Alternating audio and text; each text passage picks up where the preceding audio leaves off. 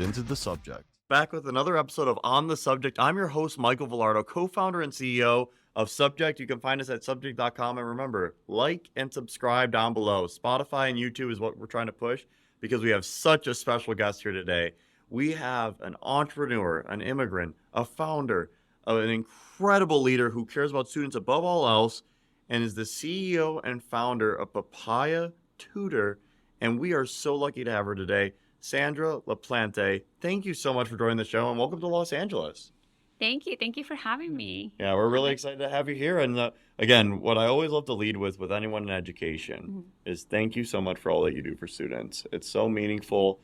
You know, any student you impact is going to impact the world times 10 because, you know, better citizen, husband, wife, brother, sister.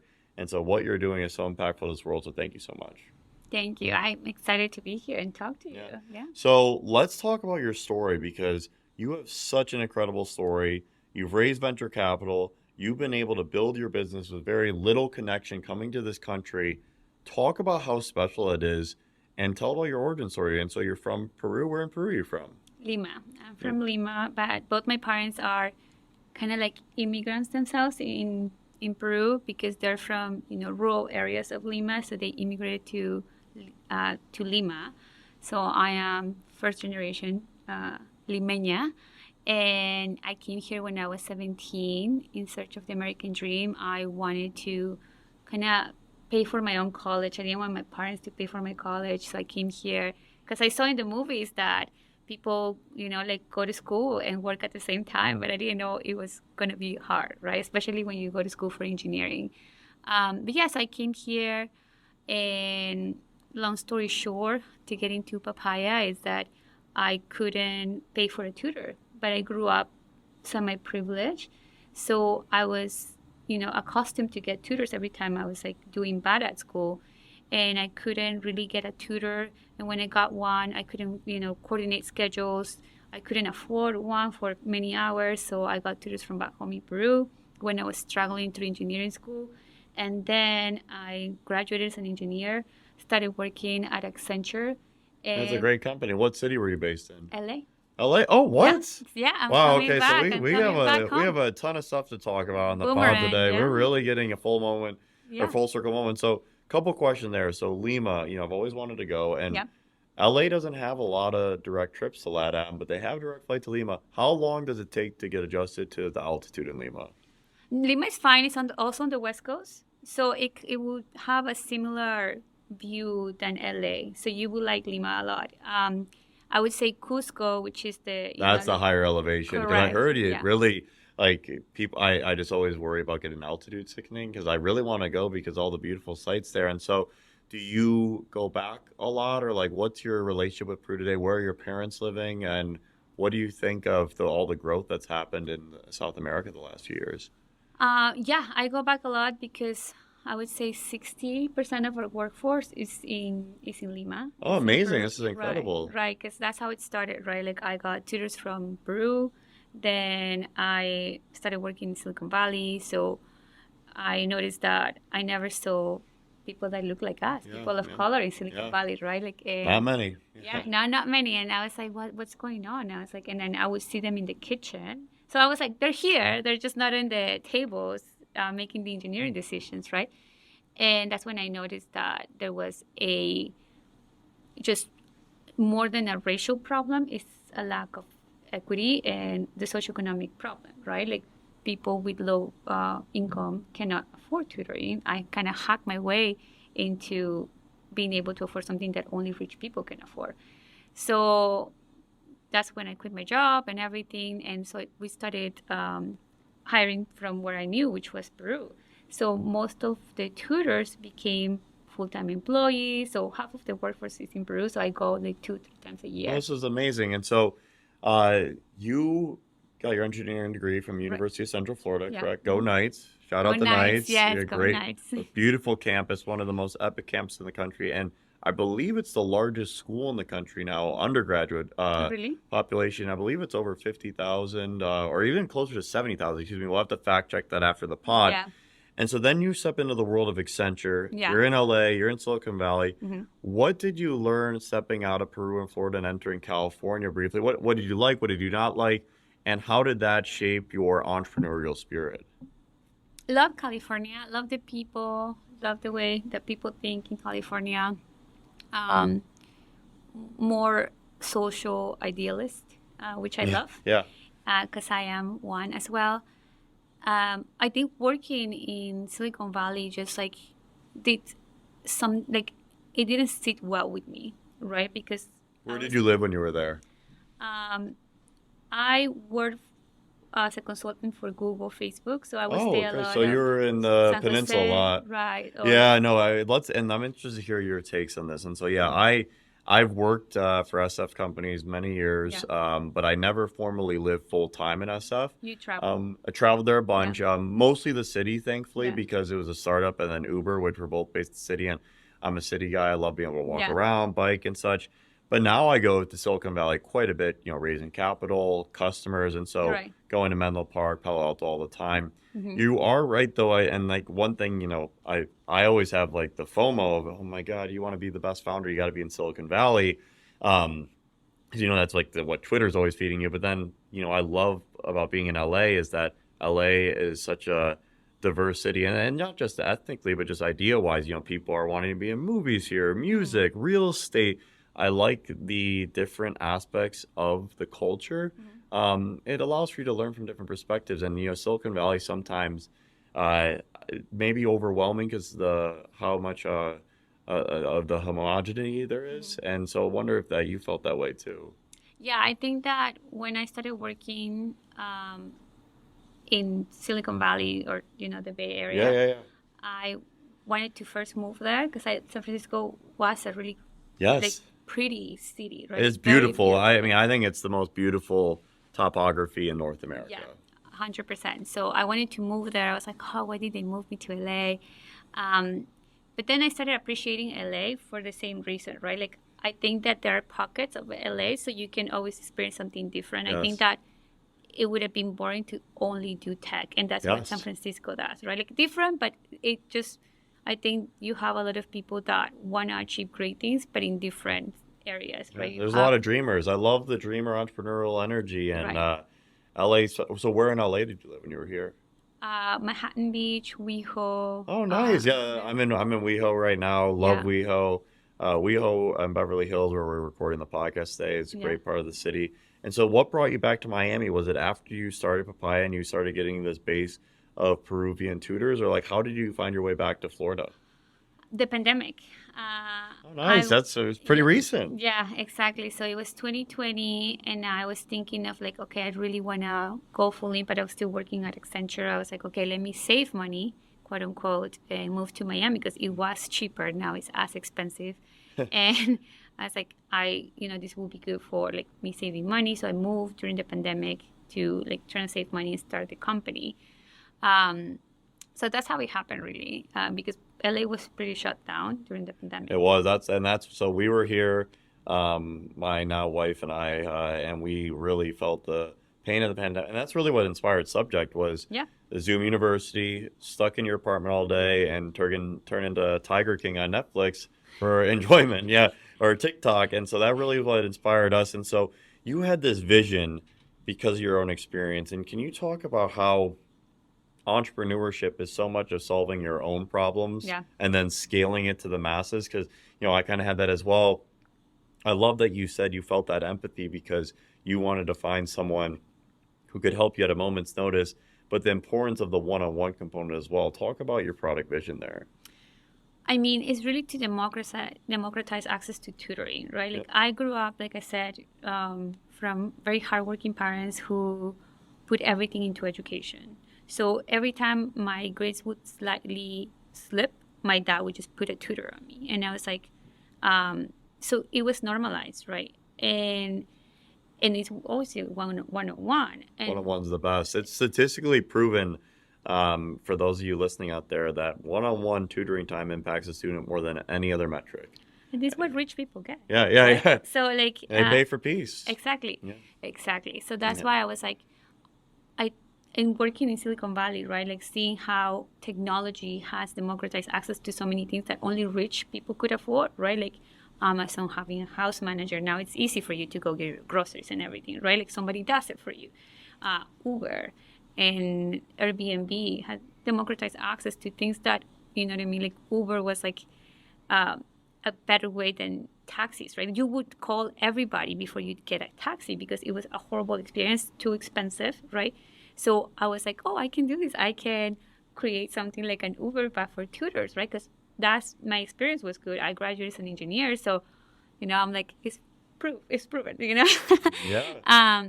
But mainly is to like bring equity to the masses that need it the most, right? Like education to me is so important. I saw my parents coming from nothing. I mean, my dad used to live, we're talking third world country poor, right? Like not here poor, like no running water.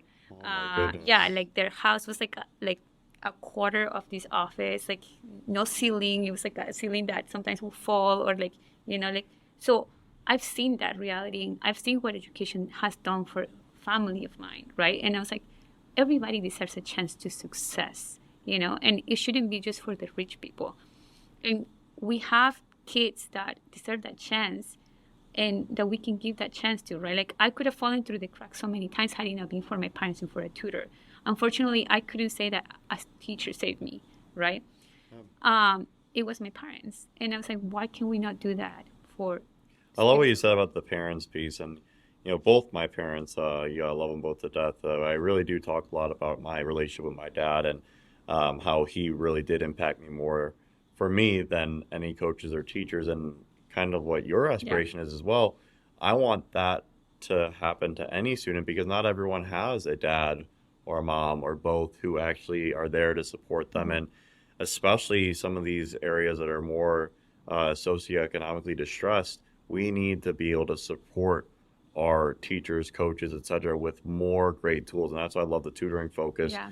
What have you been able to see over your few years running the business in terms of raising venture capital? Congratulations on an incredible pre-seed round. You have great investors on the table. What was that fundraising process like, and how did you be able to meet these people to be able to invest in your business?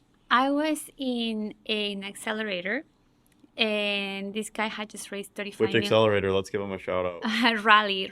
Shout out to the accelerators out there. They're a great opportunity for you to be able to learn. I did the UCLA Venture Accelerator at Anderson. Shout out Trish Halamandaris. You're amazing. One of the most impactful mentors of my life. Keep going. Shout out to accelerators. Yeah, Rally SEA was for social entrepreneurs. Yeah. And I met this founder who had just raised so much money. And so I was like, how do you do it? And he's like, Twitter. And I was like, what? I was like, and like as a good immigrant, you think that you have to work hard and it cannot be that easy, right? Yeah. So I was kind of, I was like skeptic about it.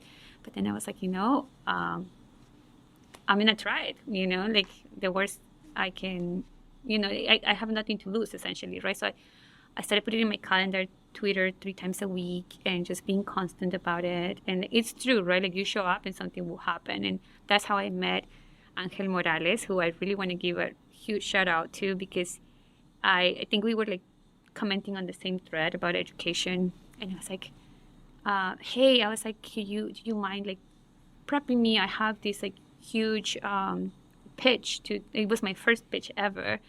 Now I know that you shouldn't pitch to like the venture capital that you want to go to first. You put them at the end of the week. Yeah. And it was the first, and he like helped me, and he's like, let me know what happens. I am able to back you because he has a family office. I didn't even know, right? Like he had a family office. He knows Samara from Chingona Ventures. And he's like, if not, I also have amazing venture capital. And honestly, I think that just showing up and being constant, right? That's how I got it, really. Like I didn't have any network. I didn't know anybody. I just kind of like wanted to copy success. And he said Twitter. So I was like, okay, I'll do Twitter, right? And then I emailed, I think that over 100 investors, which I did get an oversubscribed route. So wow, that's huge, especially in these markets. I think you brought up a good point around the social media, and I think we should all lean into it more. And I'm someone who, for long periods of my life, didn't have any social media, but it is 2024. Hopefully many years from now, people are still listening to this podcast and maybe it'll be even a little outdated at that point. But social media is a superpower and Yep. it's scale, it's distribution. And I think it's like, oh, look, you raised off Twitter. I definitely know that we got some investment from Twitter and LinkedIn. Yeah. Putting yourself out there is powerful. And being able to embrace potential negativity and hate, while it can be painful in the moment, it helps grow the business. And at the end of the day, a CEO, you're a chief executive officer, your goal is to drive shareholder returns, not to make yourself feel good. That's true. Yeah, and it builds thick skin, right? And we're Yeah, both, no, I'm learning the hard way. It's good. Yeah. It's entertaining, though. It is entertaining. and I mean, we have good practice because we have immigrant parents. So, Yeah. you know, Oh, no, exactly. we're like, okay, this is My normal. parents, it's interesting. My dad, very supportive. My mom is always like, "What are you doing? Like, you're gonna get this onto the family, whatnot." And I, love you, mom. Shout out you. But my dad, like, we talk about and we laugh. We're like, "This is hilarious. Look at these people. Like, do you ever think this many people will be talking bad about you? How funny is this?" Oh, yeah. I mean, it's gonna happen, right? Good things and bad things Yeah. will come from it. So you just have to embrace it. So yeah, I lean into Twitter. I think I really just raised off Twitter, and because from Twitter, Twitter I is got very connected. well. So to your point, for our industry, for technology, for Yeah. venture capital, Twitter is the place. For Yeah. some reason, it is. The most prominent venture capitalists have hundreds of thousands of followers Yeah. on Twitter, some even 1 million plus. Yeah. And it's just interesting, the LA creator scene, much more TikTok or IG Mhm. friendly. But for venture capital, Yeah. Twitter is the place, which is so interesting just to acknowledge. And that's why it's important as an entrepreneur. You constantly have to be learning where the puck is going Yeah. and skate towards that. Yeah. It's 2024. You can't raise capital like you did in 2005. It's a different world out there, and you got to constantly be changing. Have you noticed any other ways you've changed leading your business versus when you were at Accenture consulting companies? Yes, honestly, and it's not even like something that's like rocket science. I think it's just developing relationships with your team, right? I thought that Accenture, everybody's like go-getters, hungry, and I thought that, okay, I have money now, it's not going to be a problem, right? And I was like, well, I'm paying you. Like, obviously, I like you. You're here. I'm paying you. Like, but I didn't know that developing that relationship, just like a teacher-student, was so key, right, for your team to see the vision. And it's so true what Brian Chesky says about Airbnb, that as a CEO, that's your job. It's really like ruling the vision over and over. Being again. repetitive about it. Yeah. Because Your this team, problem, everybody. in your head, in my head, we think we're being clear. We think that we've made something clear, but it's proven statistically, it sometimes takes over 10 times to hear a comment to actually interpret it the right way. And so I think for any leaders out there, being extremely repetitive, and again, that's somewhere where the social media helps as well. You're not only being repetitive, you're putting your thoughts into written word. Exactly. It's very easy for your team to know where you stand. And so I love what you're talking about in terms of building the relationship, investing in your people. Right now you said that you have about 60% of your workforce in Peru. How do you see the global vision for your brand? It sounds like you're in over 20 countries. 28. 28. Wow, that's incredible. Shout out you. What do you think for the global vision of your brand? Where do you see yourself going next?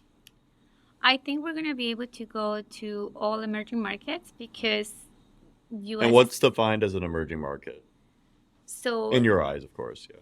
I I think it's a nice way to say a third world country, right? And I can say it because I'm from Peru. So, like not a superpower economy. And the U.S. is suffering with bilingual education, right? Absolutely. And that's where I think like we got a product market fit because they keep suffering about like not having enough bilingual teachers. Right? It's a huge shortage right now. And there's so many immigrants who need our support. Exactly. And they don't, I just cannot imagine going to a country, right? Not speaking the language, just being in a tunnel, right? In school and just not understanding anybody or anything, right? And that keeps happening. So now we're like, do you have Ukrainian tutors? Do you have Russian tutors? Do you have like Filipino? Like it keeps growing. So we keep like getting other tutors too that they see our ads on LinkedIn, they find that. So there's need on both sides of the marketplace, right? There's need here and there's a need for really smart people in emerging markets. I think that that's one of the reasons why I started Papaya as well. I remember my tutor, right, who I thought was a genius, and Yeah. like the And to most you, they were because they made the difference in your life.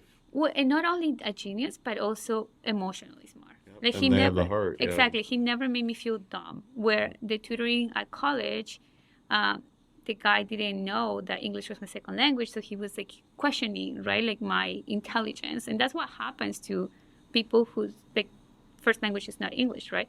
So I remember like my tutor just being comfortable and like being transparent about like not understanding a topic, and that man never got like annoyed.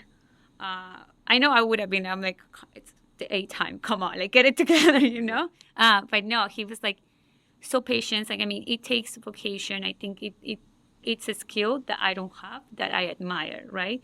From educators overall, right? Like not just tutors. So I remember like getting my job at Accenture, and I'm like, wow, like I'm getting this like crazy opportunity, It's right? an incredible company, great brand. And I was like the only hire from my school that year because they didn't hire from UCF yet.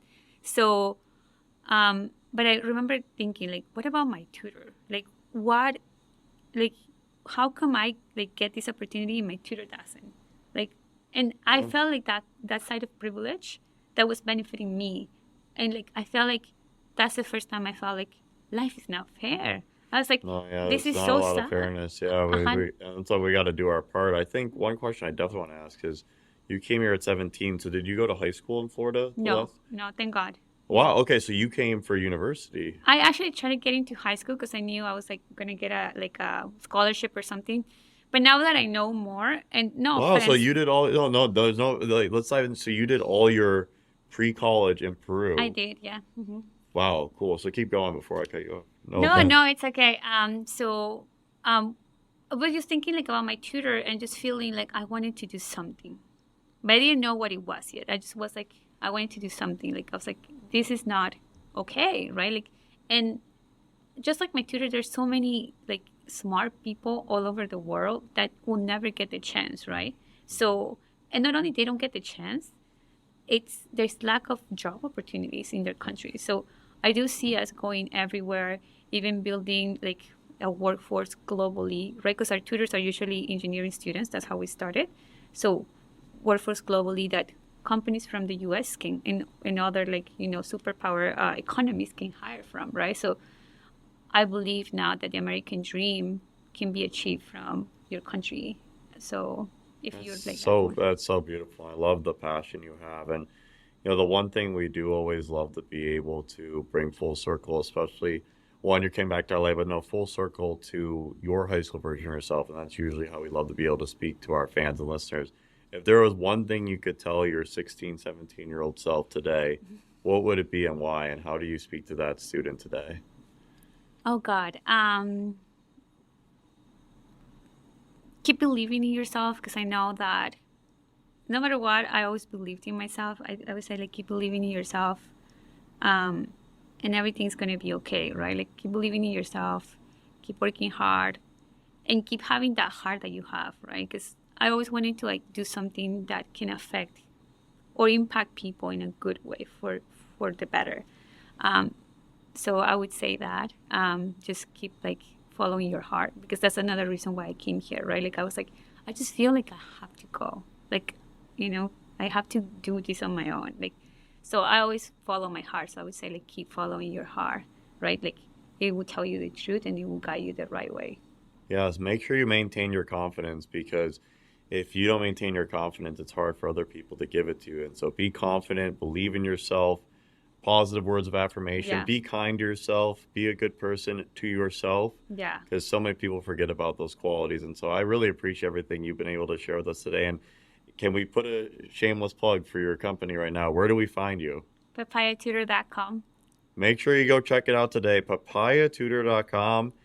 We are so thankful you came on the show today. We are so excited to have you as a return guest shortly. And again, follow us on Spotify and YouTube on the subject. I'm your host, Michael Vilardo.